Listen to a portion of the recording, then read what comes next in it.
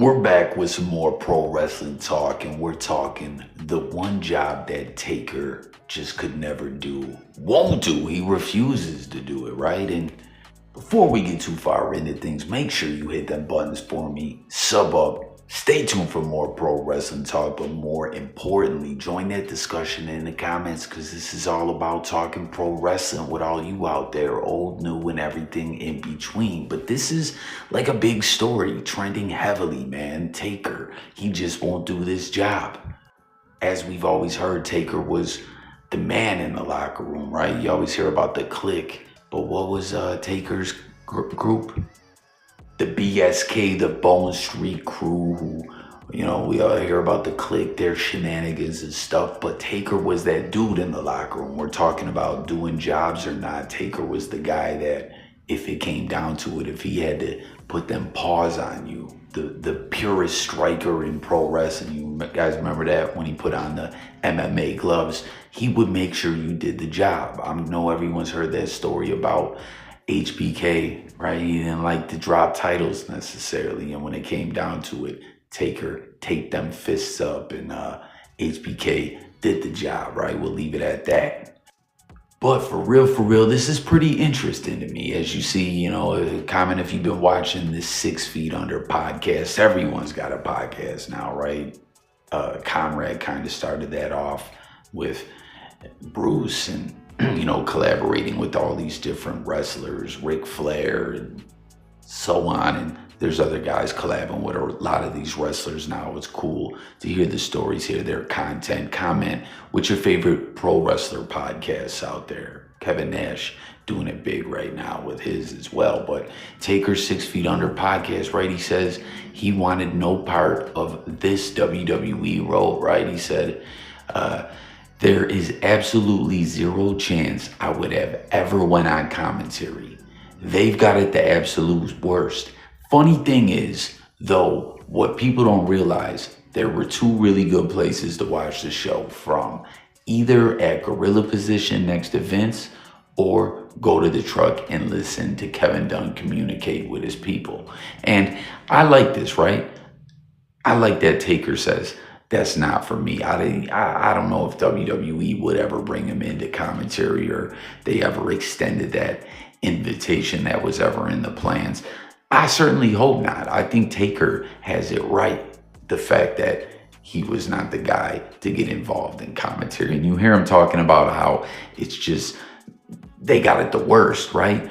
And maybe that is so, comment and let me know if you've heard that before. We'll talk a little bit more about that in a moment. But the reason why I would never want to see Taker on commentary in real talk, right, is because even though Kayfabe is not really alive anymore these days, it is, but it isn't. Kayfabe has been broken, and who would ever thunk in the pro wrestling world that it would be like this, where we'd have podcasts, shows on the network, and just different behind the scenes stuff where it's totally broken, you know what I mean? Where pro wrestlers are talking to us, commenting on their characters and different gimmicks and things like that, you know what I mean? It is what it is. Let me know if you like it or you think it would be better if kayfabe was still intact. Some people think with the internet becoming what it has, pro wrestling had to do this at some time or had to somewhat, hint at it or go along with it. I don't know, but it is what it is. I'm not mad that it's gotten broken. It is kind of odd, but what I'll say is it would just, with all that going on, right? Undertaker is a guy that with gimmicks, which I like some of the, rather, I guess we could say, now they're referenced as cartoony gimmicks, or occupation gimmicks and stuff like that from back in the day. I mean, I get it when the pro wrestling boom happened in the late 90s, the Monday Night Wars, NWO and stuff like that. WCW got a leg up on WWE by switching to more reality-based storylines, where guys were taking shots at the boss, taking shots at the other company, and kind of hinting at things where we started seeing pro wrestling terms that only the smart marks used to talk about on message boards or in dirt sheets and stuff like that. We started hearing those terms used in promos and stuff like that. And some people liked it. Some people thought it got a bit over the top, overboard with it, where it got just flat out ridiculous. I didn't mind it here and there, but when it gets to the point where that's all that's being referenced, it's like, are we even watching wrestling anymore? Are we watching wrestling referencing the industry terms and stuff like that? It's like a storyline of people talking about the behind the scenes storyline. But nonetheless, WCW hit it big with the more reality stuff. And it's so crazy, right? As WWE was looked at still being behind with some of the stuff they were doing, right? And WCW came off the Dungeon of Doom and stuff like that, the Yeti and all that, right? And it was crazy to think that the Dungeon of Doom even made it all the way through for the most part, the whole NWO phase. But it was cool, it was dope, it was the NWO, it absolutely changed the game. I love it, right? But I still like some of the gimmicky stuff to be around. I think it's still interesting that stuff can still exist in pro wrestling, you know what I mean? Just because something else is working now doesn't mean you just gotta totally X-nay everything that you had going before and totally go with the new thing and jump all the way on board with that. That's like, hey, this worked for these guys, so we're just doing that and F everything else. No, I mean, it is a follow the leader type industry, just kind of like the NFL is a copycat league in a sense. Like when the Wildcat worked, everyone started doing it. Different offenses work, everyone implements that into their playbook, and then defenses find a way to shut it down, and vice versa. Offensively, defensively, everyone does what's working in a sense, but can put their own spin on it and, take it and evolve it in their own right. That's cool, but if you totally just X out everything else and totally just try to totally duplicate the other individuals and what they're doing, that's just kind of corny and lame at the end of the day. Evolving with the times but doing your own thing is cool. Just totally copycatting something else is whack. So at the end of the day, I really still like gimmicks being alive and seeing some stuff like that still go on. And, you don't see it as much as these days, but it's still around. And when it comes to all that, Undertaker is often looked at. How many times have you heard people say, man, a zombie, a gimmick of a zombie, who would have thought that would have outlasted everything and went on to be one of the most iconic wrestlers of all time, involved in the most innovative, dope, fresh, lit, just fire storylines. And that's what it was. Undertaker was the ish, and he lasted forever. And getting back to what I was saying about kayfabe and everything like that, we've seen it broke, we've seen what it is, and now we see Undertaker past his pro wrestling career. He's doing all these interviews, he's doing all these podcasts, he's got his own podcast. That's cool, that's dope, right? I want to see Undertaker be Mark Calloway and talk about his career in the business and in his character and storylines and break kayfabe in that way. It's already been broken enough. You know what I mean? I don't want to see the Undertaker, the gimmick that outlasted all, one of the best pro wrestlers ever. I don't want to see him break kayfabe and be on a commentary table. To me, that would just be totally whack. This was the right way to do it. Him to go on, do his history-making, iconic career, get to the point like we saw him where he was semi-retired, only making big appearances, and, go all the way until he was totally retired, then do the interviews and things like that. You know what I mean? Over the years, The Undertaker, in a sense, was a man of very few words. It was kind of wild, if you guys remember the whole incident with Vader over there in the Middle of the East. Where was that? Kuwait? That was rare, and that was wild to see it. I mean, I'm sure you heard this before, that they say this wrestling is not for real. Is it like you act, or? Well, let's put it this way. What we do, if it is acting, we'd take a normal man and break him in half. You know, that's such an unoriginal question for someone to ask. You know, and it's so easy for people to pass judgment and make all these questions about what wrestling is. Wrestling is one of the finest athletic endeavors that you will ever see. Not only do you get the best of athletics, but you get people who can actually sell tickets by just their character alone. There's several people who could care whether or not I can wrestle or not. But the message that I bring when I go to the ring, my creatures of the night, they don't care what it is.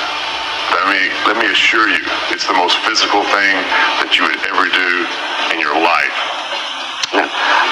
يمكن ما قدرت اتابع بشكل عام، لكن اعتقد انه ملخص كلامه ان هي اللي يقولها ان هي مزيفه او تمثيل هو خاطئ، لان لو كانت مزيفه كان ممكن ان يجيبون شخص عادي يعني بالحجم العادي ويقصونه نصين يعني حسب كلامه.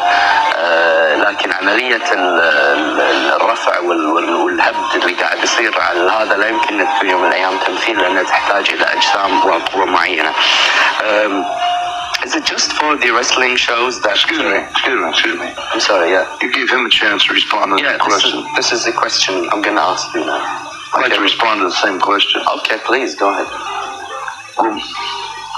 My astute colleague, the heavyweight champion of the world, very diplomatic individual. I'm perhaps not quite so diplomatic. In fact, I find your question and the remarks insulting to what I do. Physically, no man can do what I do in the ring. If they could, why wouldn't they be out there making the type of money we make, enjoy the type of fame and lifestyle that we enjoy? So I find your remark and your question insulting. It's not my question, it's somebody who... Does that fucking feel fake, huh? Does that feel fake? Hey. Does it? Oh, no, just... Why don't you come down tonight, and before I kick his ass, I'll kick your ass. Okay. All right? Just calm down. Hey, we're not here to be insulted. I'm not here to be insulted. Okay.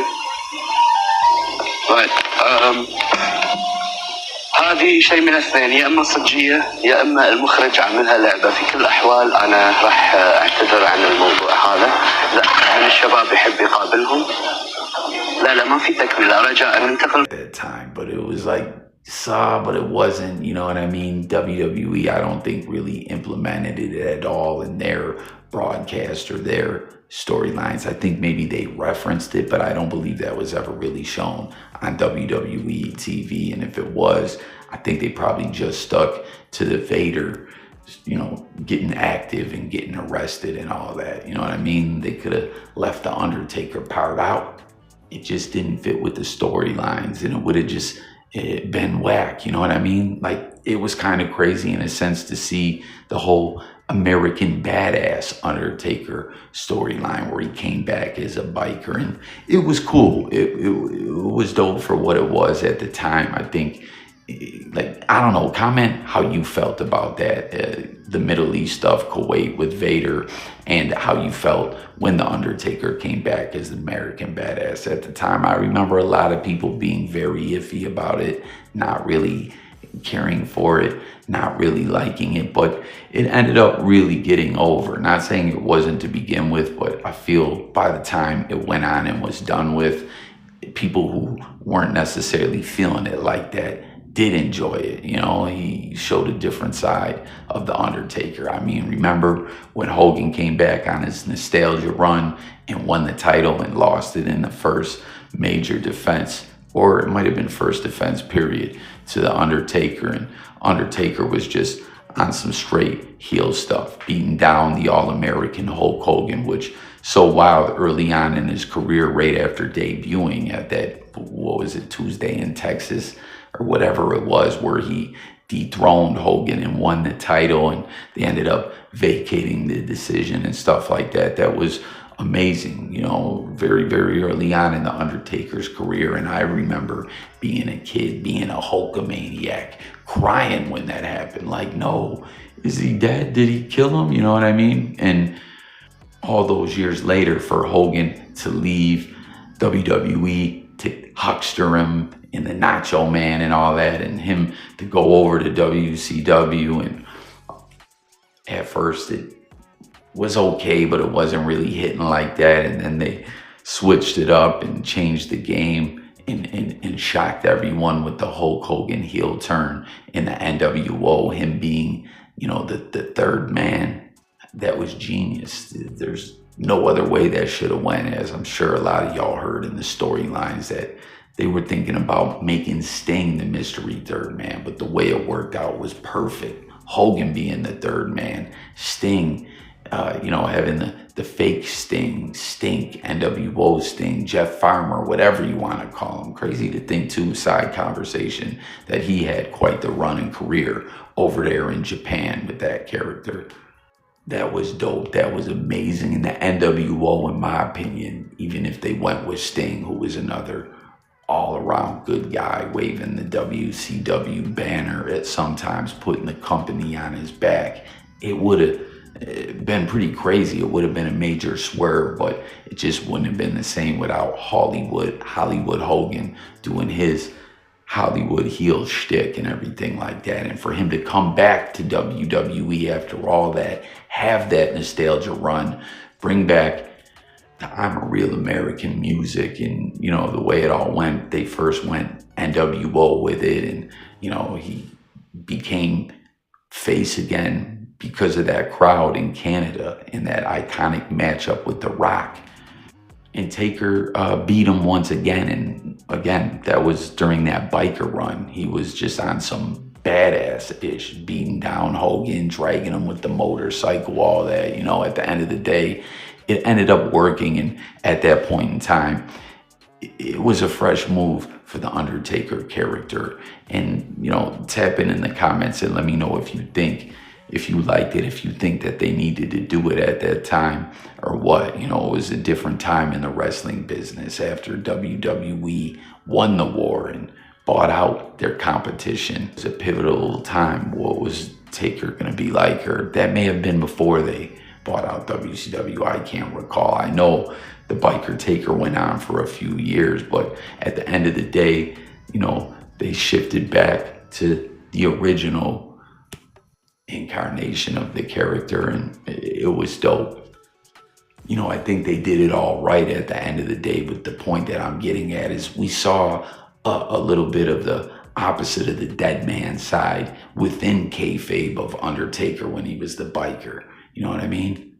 Other than that, he was really a man of few words, and I think if Undertaker, you know, didn't do it this way, where he waited till he was out of the game to, you know, break kayfabe and tell his stories and do his interviews and all like that, and they had him coming back as a commentator, it just, I don't know, it just wouldn't have worked out. I think it would be whack, and I'm thankful that, again, I don't know if they ever reached out to him to do that, to do commentary, but at the end of the day, whether they did or didn't, I'm glad that Taker said, F it, it's not for me. You know, it seems he felt that way for a different reason, right? Not to protect his legacy and his character and everything like that. The gimmick of all gimmicks, really, you know. But, you know, it seems he didn't want to do it because the job is just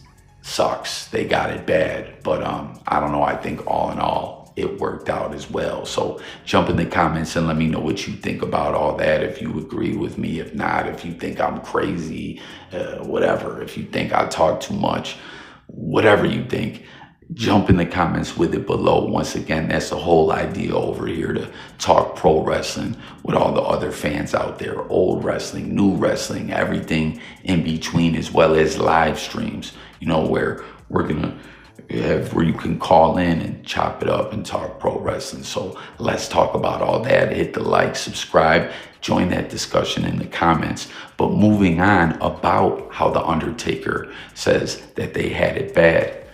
he went on to speak on this episode of the 6 Feet Under podcast about Vince McMahon's reputation for screaming at announcers through the headsets. And let me know if you had already heard that. You know, Vince, we know when it's showtime, right? We've heard the stories. The show's got to go on. Everything's got to be on point, on time. You heard what he said about back at Gorilla is a good spot to watch everything. You know, Vince is back there. What was, you know what I mean? As he's up out of the business. Do you think we'll ever see him back?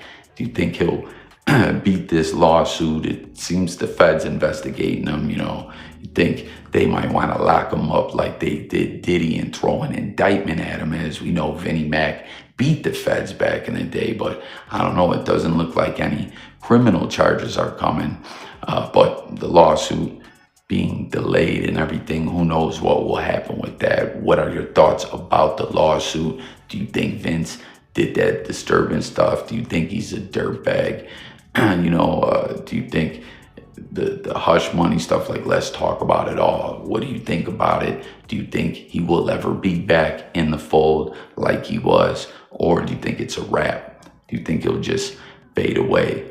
Let's talk about it all. But, you know, when he was on the scene, he liked to have the show running like a well-oiled machine, everything on point, on time. And, you know, it said that on those headsets, the commentators got to come off like they're just giving their commentary on the match and everything like that. But they're getting screamed at in their ear throughout the show between Vince and all the producers and everyone trying to keep everything on point.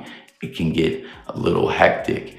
And, you know, he actually said that. He said in the heat of the moment, and especially during when we were getting our tails handed to us in the ratings and everything, man, it was a little intense. But he did say, you know, when it's over, it's over.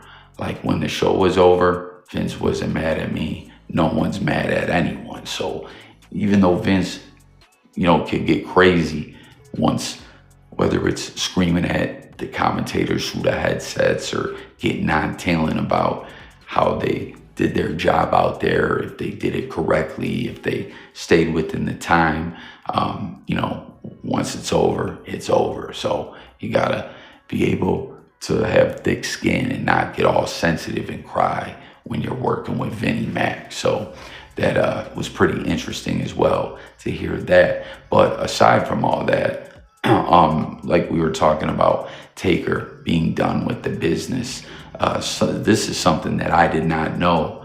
You know, he shared that even though you don't see him on screen anymore, or like on a regular basis, he still gives advice to the current generation of WWE, and it's said to be on a pretty regular basis.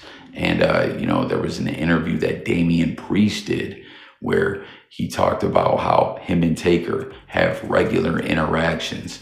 And, you know, he said the Taker isn't afraid to give honest feedback when it's required. And, you know, that's pretty interesting. As Damian Priest, we know, had his title run. Let me know what you thought about it. If you would have liked to see him have the strap a little longer. But it's interesting, though, with the storyline and gimmick that he was doing with the Judgment Day, kind of a dark gimmick storyline, if you will. And, you know, I could see Taker really having a lot of feedback and pointers and stuff like that to play that kind of role, as well as just the work in the ring. I mean, Taker is one of the best to ever do it. So, you know, I'm sure he has a lot to give back, and it's cool to know that even though we don't see him, he still is giving back behind the scenes. So let me know what you thought about this all, the job that Taker wanted no parts of doing, and, you know, your thoughts about everything we touched on in this video. Look forward to talking to you guys in the comments. Once again, subscribe, hit the buttons. I'll catch you on the next one. Peace.